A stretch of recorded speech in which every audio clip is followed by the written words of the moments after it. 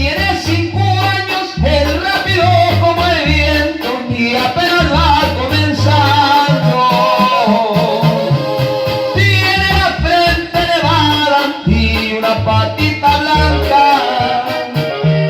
En la cola trae bandera y la luceante la raza. Su dueño muy orgulloso a cualquier le da la paca.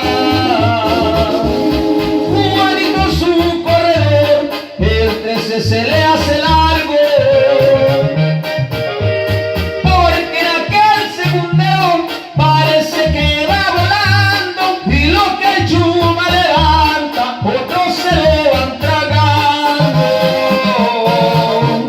Allá por todo ese magón, allá es donde está el caballo, en la cuadra los Guzmanes, por si gustan para rentarlo, tiene estampa y es bonito y presume sus encantos. Y hay nomás parientes, y un saludo a toda la cuadra Guzmán, de Ricardo Colma, voy llorando mi compa.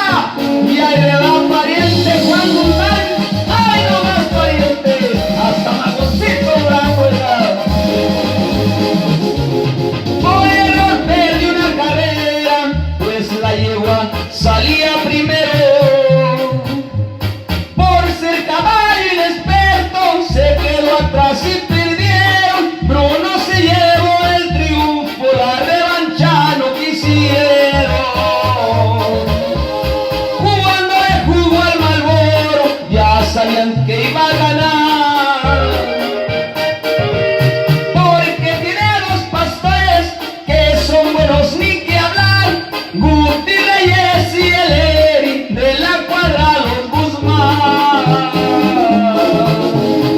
El Paso Huesca y a prueba de lo que el Chuma traía,